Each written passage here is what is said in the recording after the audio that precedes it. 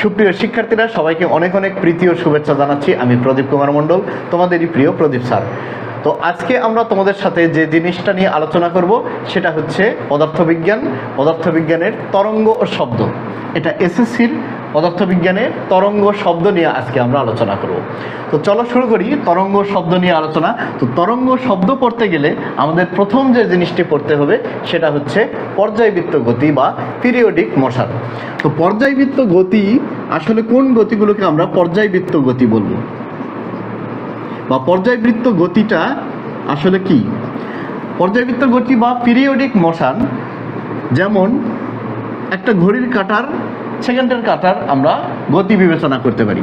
ঘড়ির সেকেন্ডের কাঁটাটা ধরো 12টার ঘরে আছে, তো এটা যদি 3টা, 6টা, 9টা এইভাবে এক পাক ঘুরে এই বিন্দুতেই আবার আসে, অর্থাৎ এই 12টার ঘরে আসে, তাহলে সেকেন্ডের কাঁটাটার কত সময় লাগবে এই বিন্দুতে আসতে? এই বিন্দু থেকে যাত্রা করে ঘুরে আবার ওই সেকেন্ডের কাঁটার শীর্ষ দেশটা, এই শীর্ষ বিন্দুটা 12টার ঘরে পৌঁছতে আমরা জানি 60 সেকেন্ড সময় লাগে। তাহলে এই যে 60 সেকেন্ড সময় লাগে প্রত্যেকবার, কিন্তু যতবার এটা ঘুরবে ততবারই কিন্তু এই 12টার ঘরে আসতে 60 সেকেন্ড করে সময় লাগবে। তার মানে একটা নির্দিষ্ট সময় পর পর গতিপথের একটা নির্দিষ্ট বিন্দুকে একই দিক থেকে অতিক্রম করে। আবার চিন্তা করো, একটা পেন্ডুলামের কথা চিন্তা করো, বা সরল দোলক, যেটার সরল দোলকটা কি? একটা দৃঢ় অবলম্বনের সাথে একটা সুতা দিয়ে একটা ভারী বস্তুকে, ছোট বস্তুকে আমরা ঝুলিয়ে দিলাম। এখন যদি এই বস্তুটাকে যে কোনো একদিকে, বামে বা ডানে টেনে ছেড়ে দিই, তাহলে এই বস্তুটা কী করবে? বিপরীত দিকে যাবে, আবার সেখান থেকে ফিরে আসবে, এইভাবে অসিলেট করবে, অর্থাৎ এপার ওপার যাবে আসবে, দোল দিবে। তোমরা দোলনায় দোল খেয়েছো। তাহলে এই যে এই গতিটা একটা নির্দিষ্ট সময় পরপরই কিন্তু এই দোলকটা দোল দেয়, অর্থাৎ এই ববটা দোল দিবে, একবার ওপাশে যাবে, একবার এপাশে আসবে। তো একটা দোল বলতে আমরা কি বুঝবো? এইখান থেকে যাত্রা শুরু করে বিপরীত প্রান্তে গিয়ে আবার সেখানে ফিরে আসা, এই বিন্দুতে বারবার এই বিন্দুতে ফিরে আসা, এই বিন্দুতে একটা, অর্থাৎ এই বিন্দু থেকে যাত্রা করে এইখানে গিয়ে আবার এখানে ফিরে আসলে আমরা বলবো একটা দোল হয়েছে। তাহলে পর্যায়ক্রমে এই দোলটা হতেই থাকবে, একটা নির্দিষ্ট সময় পর পর এই দোল হবে। তাহলে এই যে এই ধরনের গতি, এই গতিগুলোকে আমরা বলবো পর্যায়বৃত্ত গতি। আরও আরেক ধরনের গতি আছে, যেমন ধরো একটা দৃঢ় অবলম্বনের সাথে স্প্রিংকে আমরা ঝুলিয়ে দিলাম। তো এই স্প্রিংটা সাম্যাবস্থায় আছে, মধ্যবস্থানে আছে। এখন যদি এই স্প্রিংটাকে যদি আমরা টান দিই, তাহলে কি হবে? স্প্রিংটা প্রসারিত হবে। তো এখন যদি এই স্প্রিংটাকে টেনে ছেড়ে দিই, তাহলে কি হবে? এই স্প্রিংটা দ্রুত গতিতে উপরের দিকে উঠবে, অর্থাৎ এরকম উপরের দিকে উঠবে। তাহলে এই যে মধ্যবস্থান থেকে এই যে ভরটাকে আমরা ঝুলিয়ে দিয়েছি, এই ভরটাকে যদি আমরা টেনে ছেড়ে দিই, তাহলে স্প্রিংটা আপ ডাউন করতে থাকবে, একটা নির্দিষ্ট সময় পর পর এটা দোল দেবে। তাহলে এই ধরনের গতিগুলোকে আমরা বলবো পিরিয়ডিক মোশন বা পর্যায়বৃত্ত গতি। তাহলে এখানে আমরা যে কয়টা ছবি এঁকেছি, দেখো এই গতিটাও পর্যায়বৃত্ত গতি, এটাও পর্যায়বৃত্ত গতি, এটাও পর্যায়বৃত্ত গতি। কিন্তু এই গতিগুলোর একটু, এই গতি দুটা পর্যায়বৃত্ত, এটাও, এই দুটা গতির মধ্যে একটু পার্থক্য আছে। তার আগে আমরা একটু পর্যায়বৃত্ত গতির সংজ্ঞাটা দিয়ে নিই। পর্যায়বৃত্ত গতি আমরা কাকে বলবো? যদি কোনো বস্তুকণার গতি এরূপ হয় যে সেটা তার গতিপথের একটা নির্দিষ্ট বিন্দুকে নির্দিষ্ট সময় পর পর একই দিক থেকে অতিক্রম করে। যদি কোনো বস্তুকণার গতি এমন হয় যে যদি তার গতিপথের একটি বিন্দুকে নির্দিষ্ট সময় পর পর একই দিক থেকে অতিক্রম করে, তাহলে তার, অর্থাৎ পর্যায়ক্রমে একই দিক থেকে অতিক্রম করে, তাহলে তার গতিকে আমরা বলবো পর্যায়বৃত্ত গতি। তো আমরা দুই ধরনের পর্যায়বৃত্ত গতি এখানে দেখছি, এটাও পর্যায়বৃত্ত গতি, এটাও পর্যায়বৃত্ত গতি। তো এই সেকেন্ডের কাঁটাটা বারবার কিন্তু এইভাবে ঘোরে, একই দিক থেকে এই বিন্দুকে অতিক্রম করে। কিন্তু এই গতিটার ক্ষেত্রে, সরল দোলকের ক্ষেত্রে, এই ভারী ববটা একবার যখন সাম্যাবস্থান থেকে আমরা এখানে নিয়ে এসে ছেড়ে দেব, তাহলে সে কি করবে? একবার ওইখানে যাবে, গিয়ে বিপরীত দিকে যাবে, আবার সে তার আগের অবস্থানে ফিরে আসবে। তাহলে এটা কিন্তু দিক পরিবর্তন করলো, বিপরীত দিকে আসলো, অর্থাৎ এখান থেকে এখানে গিয়ে আবার ফিরে আসলে আমরা বলবো একটা দোল সম্পন্ন হয়েছে। এখন তাহলে একটা দোল দিতে যে সময় লাগে, এই সময়ের মধ্যে অর্ধেক সময় গেছে একদিকে, বাকি অর্ধেক সময় আসছে তার বিপরীত দিকে। তাহলে এই যে দিক পরিবর্তন করছে একটা নির্দিষ্ট সময়ের একটা দোলনকালের বা একটা পর্যায়কালে, এই যে একটা দোল দিতে একটা নির্দিষ্ট সময় পর পর এই বিন্দুতে আসছে, একটা নির্দিষ্ট সময় বা পর্যায়ক্রমে একটা নির্দিষ্ট সময় পর আসছে, ওই নির্দিষ্ট সময়টাকে আমরা বলবো পর্যায়কাল বা দোলনকাল। অর্থাৎ একটা দোল দিতে যে সময় লাগে তাকেই বলবো আমরা দোলনকাল, বা একটা পর্যায় সম্পন্ন করতে যে সময় লাগে তাকে আমরা বলবো পর্যায়কাল বা দোলনকাল। তো এই দোলনকালের মধ্যে অর্ধেক সময় গেছে এই বস্তুটার স্মরণ হয়েছে একদিকে, বাকি অর্ধেক সময় তার যেদিকে তার গতি ছিল তার বিপরীত দিকে গতি হয়েছে।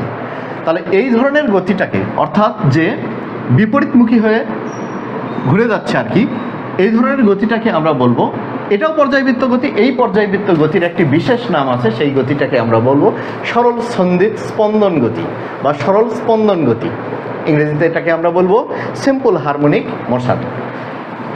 তো এটাও সিম্পল হারমোনিক মোশন, এটাও সিম্পল হারমোনিক মোশন, যেটা আপ ডাউন করবে অর্থাৎ দিক পরিবর্তন করবে। গতিপথের পর্যায়কালের মধ্যে গতিপথের অর্ধেক সময়, গতিপথের যে এই যে পর্যায়কাল, এক পর্যায়কালে অর্ধেক সময় যাবে যেদিকে, বাকি অর্ধেক সময় তার বিপরীত দিকে যাবে সাম্যাবস্থান থেকে, সেই ধরনের গতি হবে সিম্পল হারমোনিক মোশন। তো এখন আমরা সিম্পল হারমোনিক মোশন নিয়ে পড়াশোনা করব। সিম্পল হারমোনিক মোশন বা সরল সন্ধিত স্পন্দন গতি, স্পন্দন গতি, সরল স্পন্দন গতি, স্পন্দন গতি। এই গতিটা সঙ্গীতের সাথে এটা বিশেষভাবে জড়িত, তাই এই গতিটাকে বলা হয় হারমোনিক মোশন বা সিম্পল হারমোনিক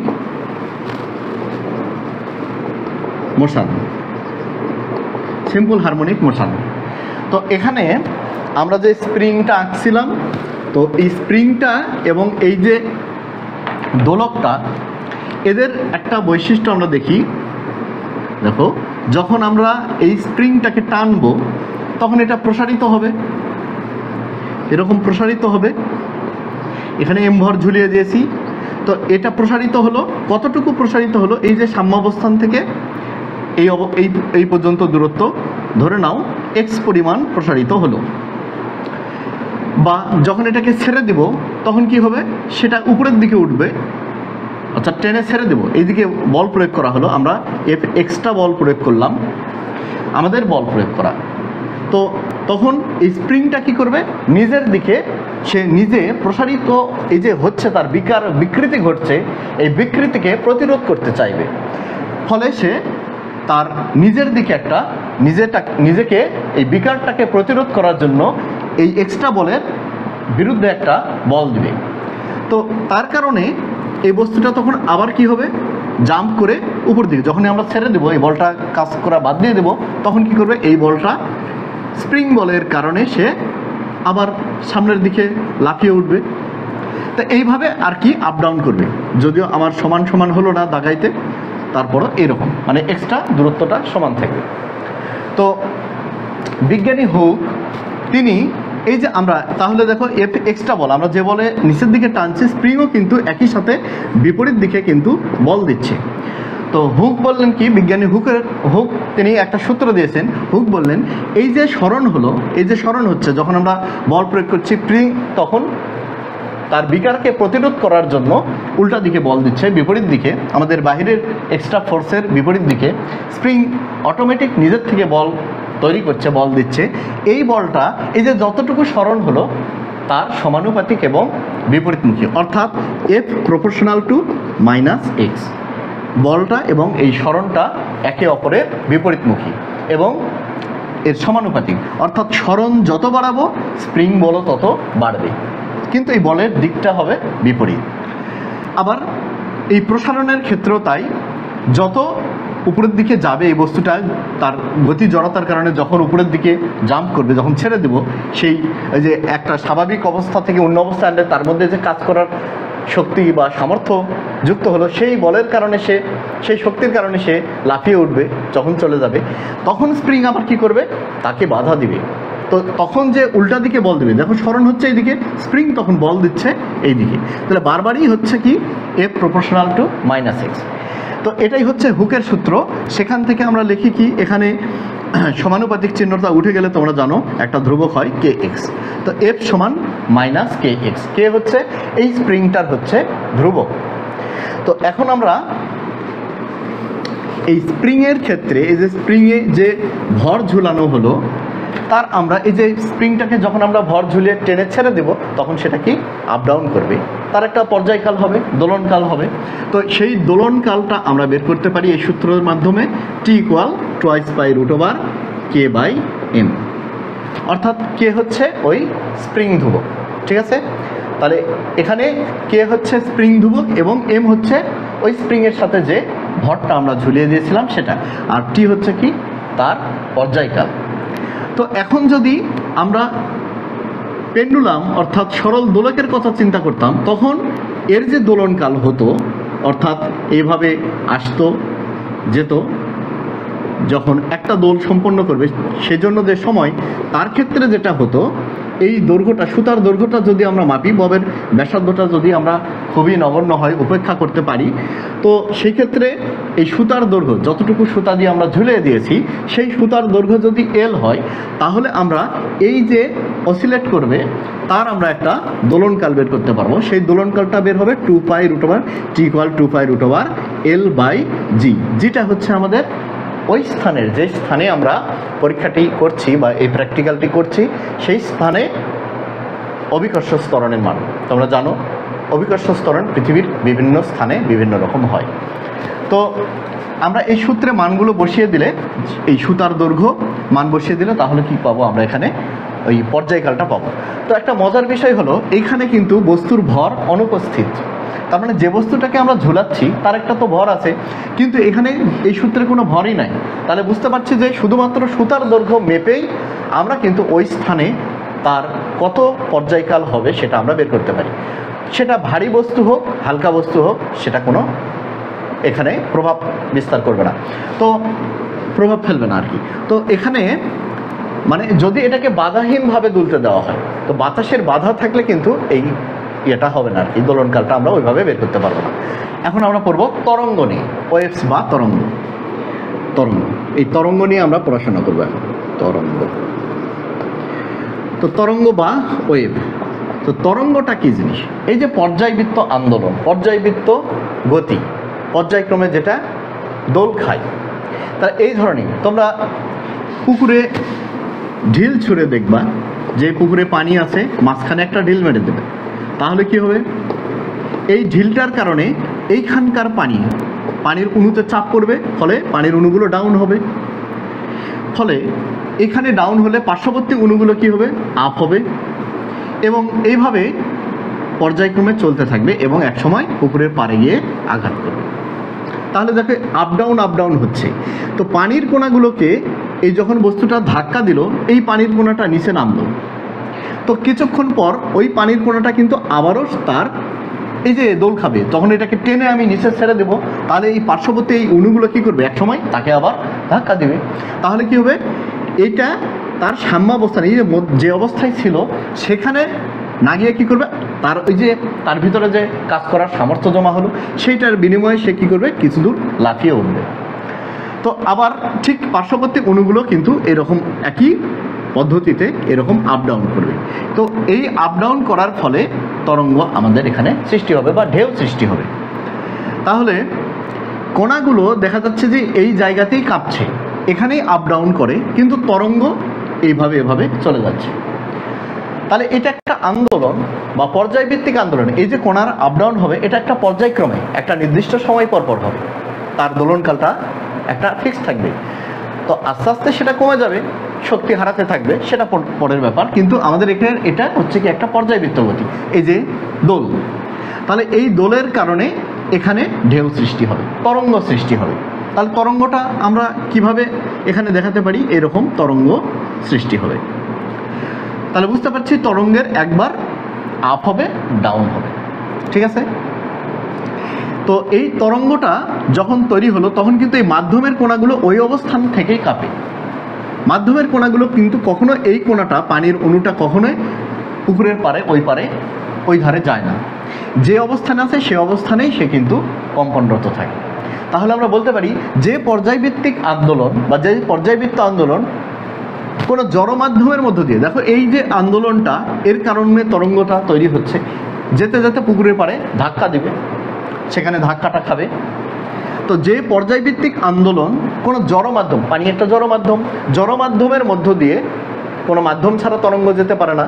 তো তরঙ্গ যেতে পারে মাধ্যম ছাড়াই, সেগুলো হচ্ছে অন্য তরঙ্গ। আমরা এখন মাধ্যম মধ্যেই আমরা তরঙ্গটাকে পড়ি। তো কোনো পর্যায়ভিত্তিক আন্দোলন, যে পর্যায়ভিত্তিক আন্দোলন কোনো জড় মাধ্যমের মধ্য দিয়ে শক্তি ও তথ্য সঞ্চার করে, এই যে শক্তি ধাক্কা দিচ্ছে নিয়ে যায়, শক্তি ও তথ্য সঞ্চার করে, তাকে আমরা বলবো তরঙ্গ। তো এই তরঙ্গটা এরকম হতে পারে। আবার আমরা যে কথা বলছি, আওয়াজ করছি, তাহলে এই আওয়াজটা দেখো আমাদের এইখানে যে বাতাস আছে, তো বাতাসের অণুগুলোকে চাপ দিচ্ছে, ধাক্কা দিচ্ছে, পুশ করছে।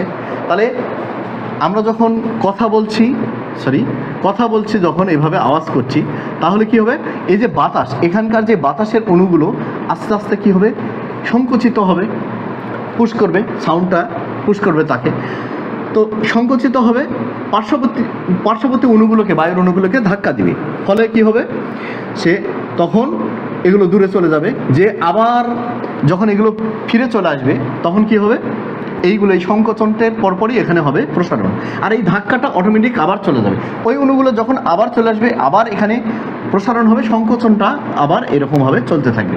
তাহলে একবার সংকোচন হবে, একবার প্রসারণ হবে, সংকোচন হবে, প্রসারণ হবে, এইভাবে বাতাসে শব্দ তরঙ্গ চলতে থাকে। তাহলে দেখো দুই ধরনের তরঙ্গ আমরা এখানে দেখলাম, যে একটা মাধ্যমের কোণাগুলো আপ ডাউন করছে, কিন্তু তরঙ্গ যাচ্ছে এই দিক বরাবর। অর্থাৎ তরঙ্গ যায় যেদিকে, দৈর্ঘ্য বরাবর যদি তরঙ্গ যায়, মাধ্যমের কোণাগুলো আপ ডাউন করে এই বরাবর কম্পন হয়।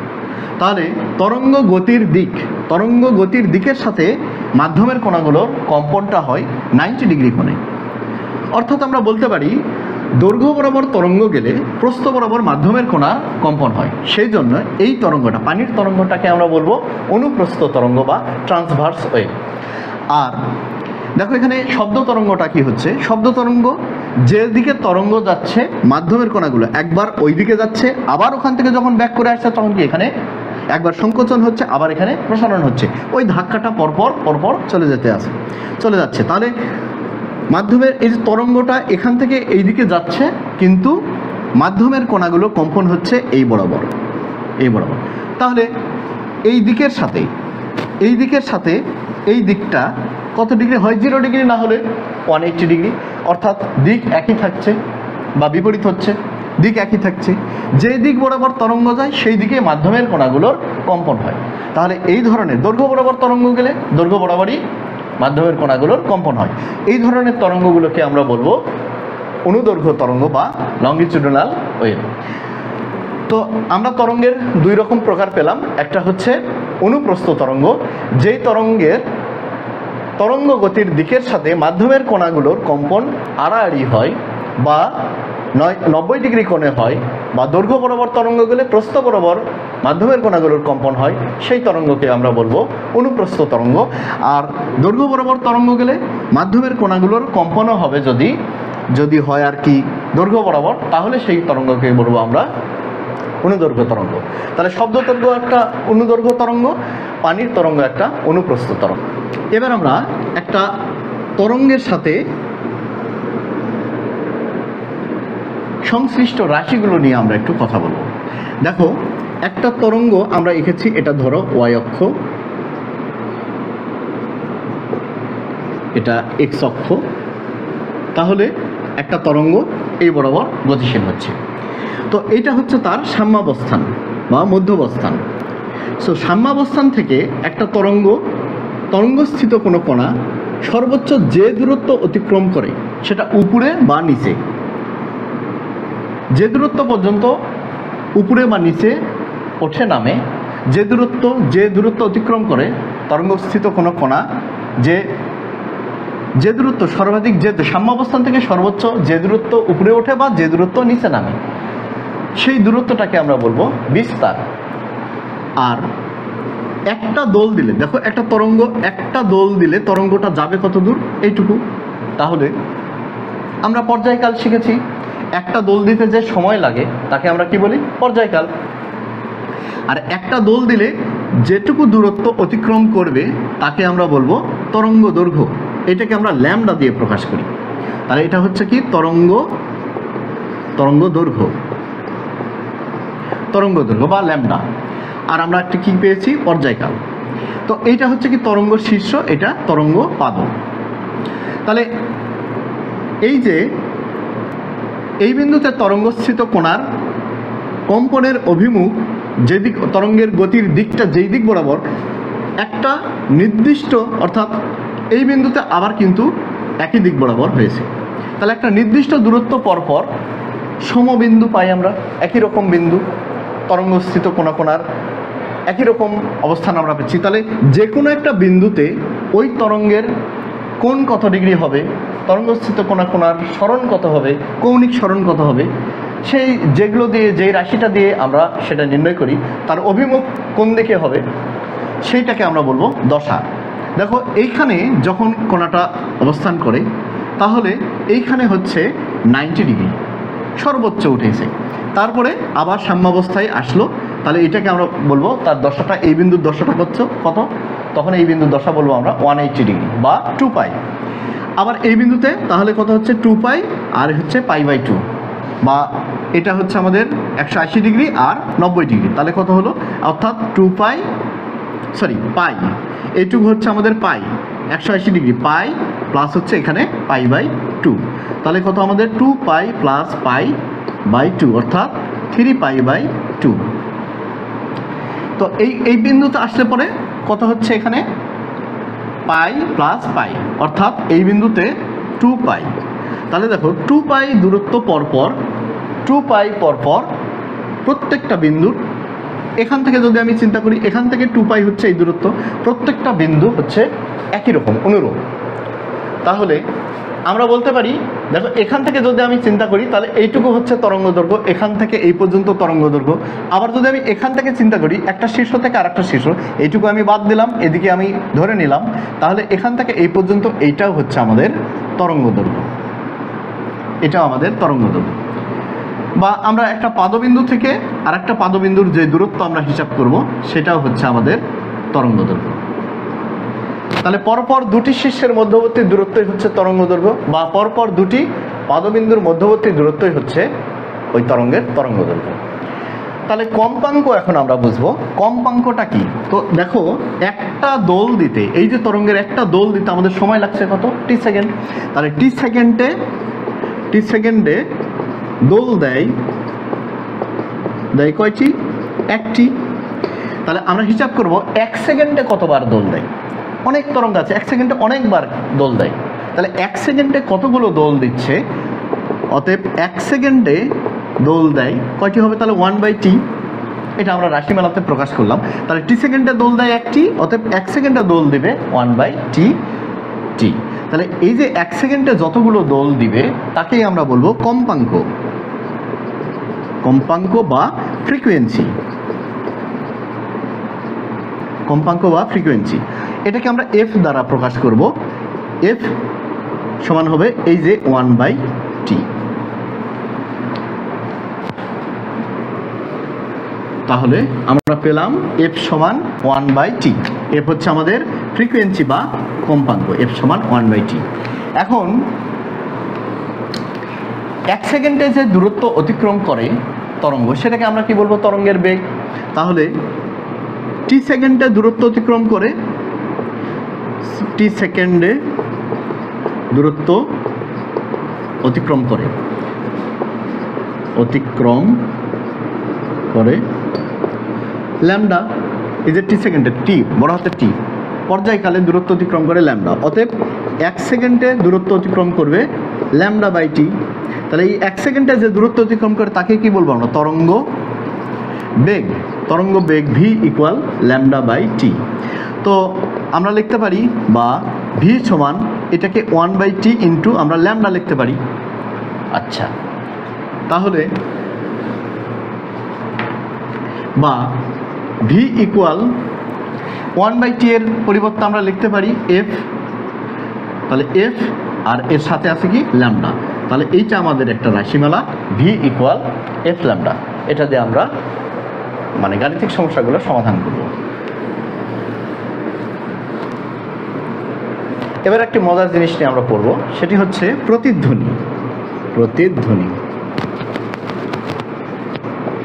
প্রতিধ্বনি প্রতিধ্বনিটা কি জিনিস? আমরা যে শব্দ উৎপন্ন করি বা যে কোনো উৎস থেকে শব্দ উৎপন্ন হয়, সেই শব্দটি কোনো একটা দূরবর্তী মাধ্যমে যদি একটা প্রতিবন্ধক থাকে বা প্রতিফলক থাকে, সেখানে বাধা পেয়ে ওই শব্দটি আবার কিন্তু আমাদের ফিরে আসে। তাহলে সেই শব্দটিকে যদি আমরা আবার শুনতে পাই, তাহলে এই যে মূল ধ্বনির যে পুনরাবৃত্তি হয় সেটাকে আমরা বলবো প্রতিধ্বনি। যে মূল শব্দের যে পুনরাবৃত্তি ঘটে, আবার আমরা পুনরায় যেটাকে শুনতে পাই, ওইটাকে আমরা বলবো প্রতিধ্বনি। তাহলে উৎস থেকে শব্দ উৎপন্ন হয়ে দূরবর্তী কোনো মাধ্যমে বা কোনো একটা প্রতিবন্ধকে প্রতিফলকে বাধাপ্রাপ্ত হয়ে বা প্রতিফলিত হয়ে ফিরে আসলে আমরা যে মূল শব্দের পুনরাবৃত্তি শুনতে পাই, সেটাকে বলা হয় প্রতিধ্বনি। তো সব শব্দই কিন্তু প্রতিফলিত হয়ে আমাদের কানে আমরা শ্রবণের অনুভূতি সৃষ্টি করে না। তো প্রতিফলিত সবগুলোই হয়, সব শব্দই প্রতিফলিত হয়ে আমাদের কাছে ফিরে আসে, কিন্তু আমরা সব শব্দ কিন্তু শুনতে পাই না। তো এই প্রতিধ্বনি শোনার জন্য আমাদের একটা কমপক্ষে একটা সময়ের পর ওই শব্দটিকে আসতে হবে। কারণটা হচ্ছে আমরা যে শব্দটা শুনি, সেই শব্দটা হচ্ছে আমাদের মস্তিষ্কে একটা নির্দিষ্ট সময় পর্যন্ত তার রেস্ট থেকে যায়, সেটা স্টোর হয়ে যায়। তো সেই সময়টা হচ্ছে 0.1 সেকেন্ড বা হচ্ছে 1 সেকেন্ডের 10/1 এত সেকেন্ড। তাহলে আমরা যে শব্দ, যে কোনো একটা শব্দ শুনলে তার শোনার যে রেস্টটা, তা আমাদের মাথার মধ্যে 1 সেকেন্ডের 10/1 অর্থাৎ 0.1 সেকেন্ড পর্যন্ত সেটা স্থায়ী হয়। এর আগেই যদি কোনো একটা শব্দ আরেকটি শব্দ আসে, তাহলে সেই শব্দকে আমরা অনুধাবন করতে পারি না। তো 0.1 সেকেন্ড বা তারপরে যদি আসে, তাহলে কিন্তু আমরা সেই শব্দটাকে শুনতে পাবো। তাহলে প্রতিফলকে বাধা পেয়ে যদি শব্দটা ফিরে আসে, এসে যদি আমাদের এই যে 0.1 সেকেন্ডের আগেই যদি আমাদের কানের মধ্যে প্রবেশ করে, তাহলে সেই শব্দটাকে আমরা শুনতে পাবো না বা অনুধাবন করতে পারবো না। কিন্তু যদি এই 0.1 সেকেন্ডের পরে আসে, তাহলে কিন্তু আমরা সেই শব্দটাকে শুনতে পাবো বা অনুধাবন করতে পারবো। তাহলে আমরা প্রতিধ্বনি যে শুনবো, আমরা উৎস থেকে আমরা যে শব্দ উৎপন্ন করছি, সেটা বাধা পেয়ে আমরা চাচ্ছি যে আমাদের কাছে ফিরে আসুক এবং আসলে আমাদের কানের মধ্যে প্রবেশ করুক, তাহলে আমরা সেটাকে অনুধাবন করব, আমরা শুনবো, পুনরাবৃত্তি শুনবো। তো এই শোনার জন্য আমাদের সময় দিতে হবে কি, কত আমাদের মস্তিষ্ককে কত সময় পর আসতে দিতে হবে? 0.1 সেকেন্ড বা তার বেশি সময়। তার বেশি সময় পর আসলে আমরা কিন্তু তাকে অনুধাবন করতে পারবো।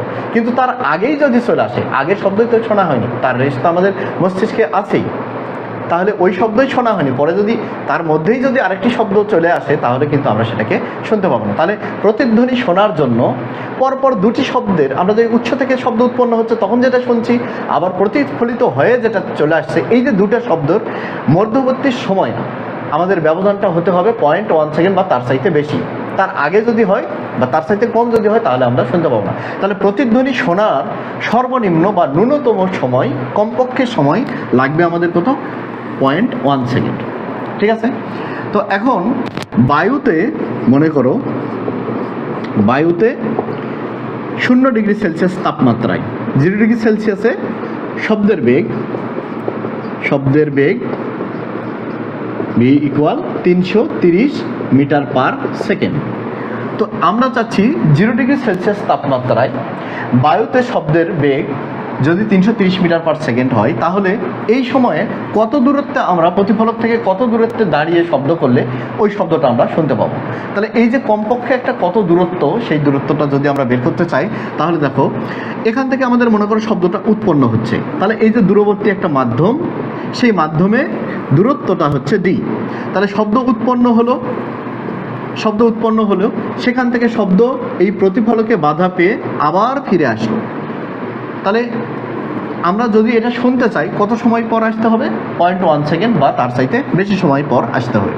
তাহলে সেই সময় শব্দকে অতিক্রম করতে হবে কত দূরত্ব? যেতে লাগবে ডি দূরত্ব, সময় অতিক্রম এই সময়ের মধ্যে যেতে হবে কত দূরত্ব? ডি দূরত্ব, আবার ফিরে আসতে হবে ডি দূরত্ব। মনে করো প্রতিফলকটা ডি দূরত্বে আছে, তাহলে শব্দকে ডি দূরত্ব অতিক্রম করে প্রতিফলকে বাধা পেয়ে সেখান থেকে আবার ফিরে আসতে হবে। তাহলে যেতে ডি, আসতে ডি। তাহলে আমরা সমবেগে চলার ক্ষেত্রে আমরা সূত্র জানি এস সমান ভিটি। তো এই সূত্রটা আমরা ইউজ করব। সরণটা আমাদের কত হচ্ছে, ডি প্লাস ডি ইকুয়াল ভিটি, বা 2d ইকুয়াল ভিটি। অতএব ডি ইকুয়াল ভিটি বাই 2। তো আমরা এখন দেখব এই দুটা ডাটা বসিয়ে দিয়ে সেখানে কত হচ্ছে সর্বনিম্ন দূরত্ব। তো সর্বনিম্ন দূরত্ব মানে সর্বনিম্ন সময়টা যদি আমরা বসিয়ে দিই তাহলে আমরা সর্বনিম্ন দূরত্ব পাবো। তাহলে ডি ইকুয়াল ভি এর মানটা আমরা বসাবো 330 গুণন টাইম টি এর মানটা 0.1/2। তাহলে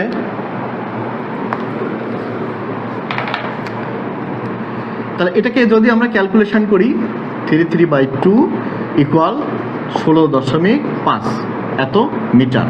অর্থাৎ আমরা যদি 0 ডিগ্রি সেলসিয়াস তাপমাত্রায়, অর্থাৎ বায়ুতে 0 ডিগ্রি সেলসিয়াস তাপমাত্রায় যদি আমরা এই এক্সপেরিমেন্টটা করি, তাহলে আমরা একটা প্রতিফলক বা দেয়াল বা প্রতিবন্ধক যেখানে শব্দ বাধা পেয়ে আবার ফিরে আসবে, এই প্রতিফলক থেকে সর্বনিম্ন 16.5 মিটার দূরে অবস্থান করলে আমরা সেই প্রতিধ্বনি শব্দ উৎপন্ন করলে সেই শব্দটা আমরা প্রতিধ্বনিটা শুনতে পাবো। এর চাইতে যদি কম 16 মিটার দূরে দাঁড়ালে আমরা কিন্তু শুনতে পাবো না। তাহলে 16.5 মিটার বা তার চাইতে বেশি মিটার দূরে দাঁড়িয়ে যদি আমরা শব্দ উৎপন্ন করি তাহলে সেই শব্দটা আমরা শুনতে পাবো বা অনুধাবন করতে পারবো, তখন আমরা এই প্রতিধ্বনি শুনতে পাবো। এটা হচ্ছে 0 ডিগ্রি সেলসিয়াস তাপমাত্রায় বায়ুতে শব্দ শোনার ন্যূনতম দূরত্ব।